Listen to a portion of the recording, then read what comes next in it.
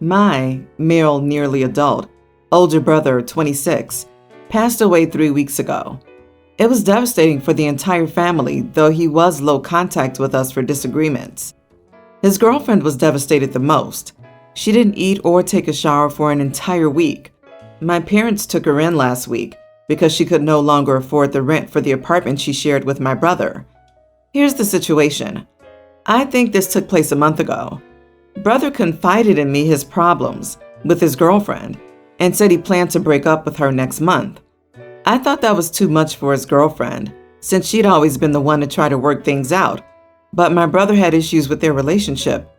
Seeing his girlfriend depressed to the point of losing weight and hearing her break down crying multiple times a day, I decided to sit down and tell her what my brother was planning on doing. I didn't just dish it out on her. I just told her what he told me, but she reacted in a very negative way. She had a breakdown, crying and screaming at me. My parents came rushing, asking what was happening, and I told them after my brother's girlfriend rushed upstairs. My parents scolded me, saying I should never have said this to her, seeing how bereaved and struggling she was. I explained that I felt bad for her and didn't think it was fair for me to hide this important truth from her. They told me I had no right and this was not good timing, and also said that I just made it worse and tainted my brother's memory for her and confused her even more. I got punished harshly, but my friends agreed I did the right thing, since my brother's girlfriend's situation is just tragic and she needed this piece of info, and I was right and considerate to give it to her. I really think I just let her know this because I felt guilty for hiding the truth from her, but I might be the idiot for what I did. Don't cry. I know your boyfriend just died, but he was going to leave you anyway, so you don't have to be sad because you're alone regardless. Empathy 100. You are the idiot, OP. What good is that information to her? It was only going to hurt her more. She has a right to mourn for him. They were still together. I thought it would be OP telling his brother he wanted to propose or something. The second I read it was about a breakup, I was shocked at how insensitive that is. OP sounds cold and heartless, like, don't cry. My brother was going to break up with you anyway. Why was she so mad? I was telling her what my brother said. OP was lucky they didn't get smacked. Whoa, you truly did that to her because you wanted to relieve yourself from guilt and blame? You are the idiot. I can't imagine how horrible that made her feel. And to be honest, you don't know if he was just complaining to you or if he had really planned to do it. You were not hiding the truth from her, and telling her this was probably the cruelest thing you could have done to her. The friends who agree with you are also idiots. You two have zero emotional intelligence. I think it's no idiots here. I think OP's probably young and dumb and didn't intend to be malicious. He's grieving his brother too. He probably thought, hey, maybe if I tell her my brother wasn't good for her and their relationship was doomed, she'll stop grieving and get over it. Obviously, he miscalculated, and he should have seen that coming, but he's only 17, and it doesn't sound like he was trying to hurt her in the post. I think OP's just immature and inexperienced. He's just a kid. Not the idiot. I understand your thinking here. Girlfriend is wasting away with grief over a man who planned to ditch her after Christmas. She feels confused and angry for being so grief-struck over what she thought she lost, but it will help her get over her grief and move forward now that she knows they had no future together and he'd already checked out of the relationship. Literally, she will be able to process her grief as a breakup rather than fantasizing about a future that would have never happened anyway. Your parents are upset with you because your brother will no longer be the angel in his girlfriend's eyes, and your parents need him to be loved and missed because they've lost their child forever. In the short run, let alone the long run, you've done his girlfriend a huge service. My parents became vegetarian when I was 9, then subsequently vegan 2 years later. My little sister is 4 years younger. It's a life philosophy thing for them. Of course, we also had our own little fruit and vegetable garden for personal use. Solar panels, wear secondhand clothing, the whole shebang. I must say I do not mind vegan food, but what bothered me growing up was that my parents wanted us, me and my sister, to be vegan. I really didn't mind it in the sense that it made me feel like the odd one out. As a teen, it was an issue when I was just going out with friends or even at parties or sleepovers. my parents would pack me special food that just made me feel like I was being complicated and weird. This led to the situation where I basically did go eat burgers and such with friends and blatantly lied about it to my parents to keep the peace. My grandma knew that I wasn't super strict with it and would sometimes also give me treats, but at some point this was found out and my parents made a scene about it. Anyway, my sister is now a teenager and much in the same situation as me. She wants to eat meat on occasion, especially with friends. Also with lockdown, she was basically just forced to eat my parents' food 24/7 for over a year, though she managed to get a few things in. I'm a student and return home for weekends and holidays, but I had more freedom all in all. I also work part-time. So anyway, lockdown measures are getting milder here, and restaurants opened recently. So my sister asked if we could go.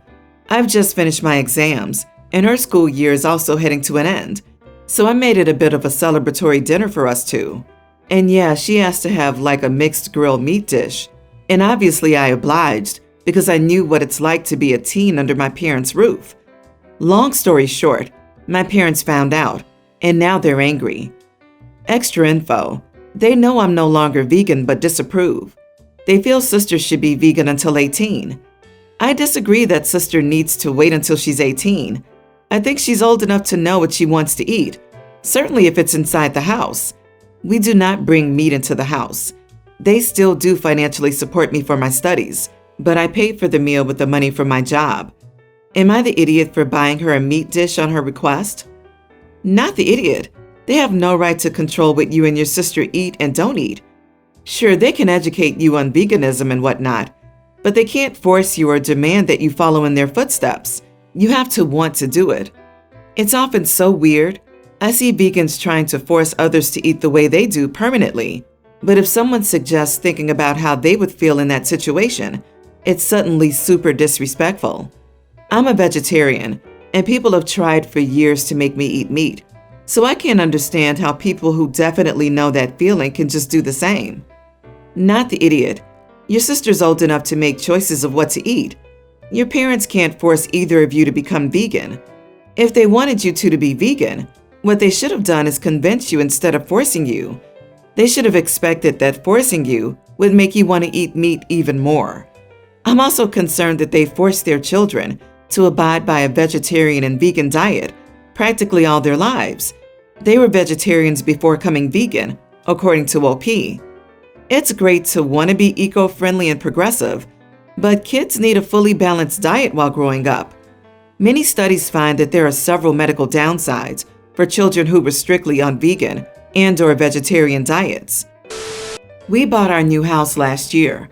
We noticed bikes and children's toys in the driveway and on the side yard when we first viewed the house. Before we signed the final documents and got the keys at our final walkthrough, we noticed kids in the driveway, coloring with sidewalk chalk and riding scooters and bikes. We introduced ourselves to the kids and asked where they lived. They pointed at the house next door. After the walkthrough, my SO and I went to the house the kids pointed out, introduced ourselves to the parents, and let them know we were buying the house and moving in. We also mentioned that it was not safe to have the kids in the driveway, with the trucks coming in and us moving things in and out. All was fine when we moved in. The kids didn't play in the driveway, but they were still leaving toys and digging in the side yard. So we went over and asked the neighbors to please have the kids clean up the toys and stop digging in the yard. The mother said that Mr. and Mrs. X, previous owners, always let the kids try and search for fossils in the yard and laughed. We said that we were not Mr. and Mrs. X and didn't want the kids digging or playing in our yard. Then they started up with the bikes in the driveway again. We had cameras facing the front of the house and saw that they would ride in the driveway and the yard, and they were also starting to draw again with the chalk. We went over to the neighbor's house and let them know that we did not want the kids playing in our driveway, our yard, or drawing on it with chalk. The neighbor again said that Mr. and Mrs. X always let them do it. And again, we explained that we were not Mr. and Mrs. X, and we did not want them to do this. We also followed this up with a letter to the neighbors and informed them that the kids were not allowed to play, dig, or draw on our property, and sent it certified mail. Fast forward to Sunday. My SO is in the house and I'm cutting wood for some projects in the garage. I pulled my truck out of the garage so I could work. About 20 minutes in, I heard the neighbor's kid laughing in the driveway, so I went out to see what they were doing.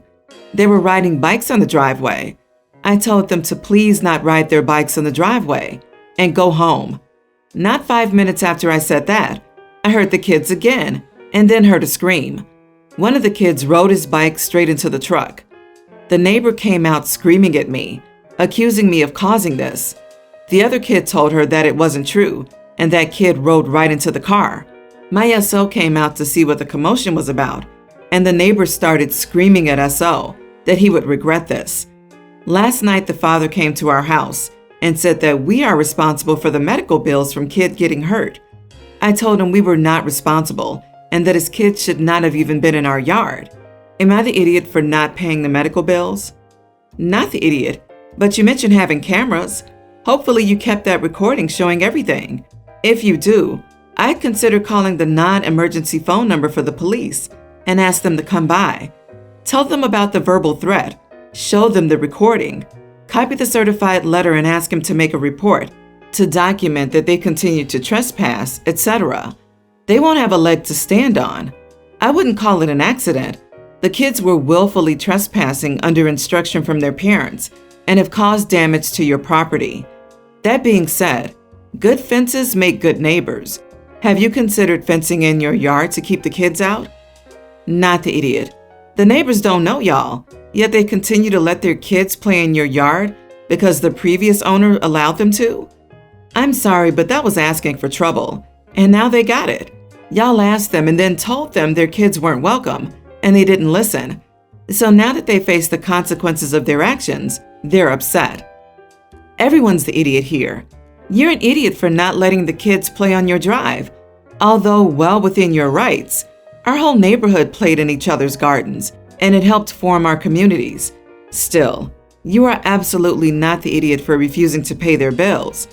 That was their fault, and as long as you have warned them either not to play on the drive, which you did, or you let them play on the drive but warn the parents it's at their own risk, then it's their problem.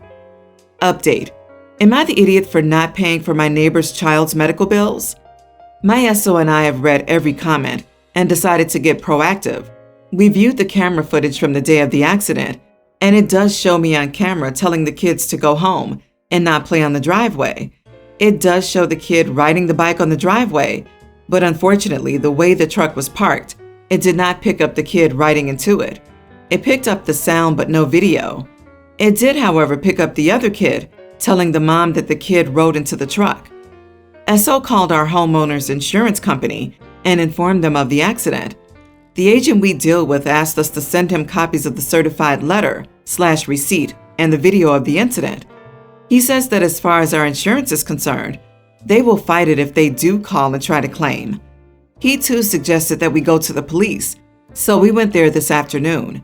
We took copies of the letter and video and showed them to the officer who took the report. He said that the neighbors had been fairly warned that they were not welcome on our property and asked if we wanted them trespassed. We said yes. The officer said that another patrol officer would go there this afternoon and speak with the family and let them know that they have trespassed on our property. After the police left, the father went on a profanity-laced tirade in the yard, calling myself and my SO some very choice names. Again, while there's no video, it is recorded by the camera. We will be getting new cameras that show that portion of the driveway.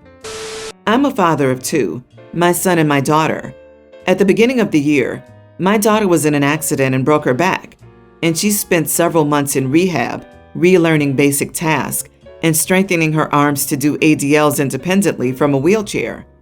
During this whole process, my wife and I have been nothing but supportive, visiting her every day and doing everything we can to give her the best chance at recovery. Unfortunately, this has left us with less time to support our younger son. He understands why most of our attention is currently with our daughter, and both children have been in therapy since our daughter was injured. So 2 weeks ago, our daughter finally came home, and it's definitely a bit of an adjustment for everyone to make sure she's still getting the care she needs. Our children had to switch bedrooms, as her bedroom was previously upstairs, and there have been several other changes around the house. My son has been a trooper throughout, never complaining about the room change or anything else. A week ago, he approached me and asked me if we could go hiking this weekend. We used to go on hikes as a family every Father's Day weekend, but obviously this year, we wouldn't be able to do that. I told him we could go, assuming my wife would be fine with it, considering how the past few months have been entirely focused on our daughter, so it's only fair that my son gets one day to do something he enjoys. I mentioned this to my wife, and she agrees to stay home with our daughter. So the weekend comes around, and yesterday I took my son on an 8-mile hike at a nearby state park. We had a great time, and there are no issues until we get back to the car. Then I get a call from my wife, who informs me that our daughter's in tears and that I need to get home now. My original plan was to go to dinner with my son after we finished the hike, but instead we headed straight home. As it turns out, my daughter was upset that we would do a family tradition without her. I tried to explain that we weren't trying to exclude her. I was just trying to spend some time with her brother, as he hasn't gotten much to himself lately. She didn't take this well and called both my wife and me hateful losers.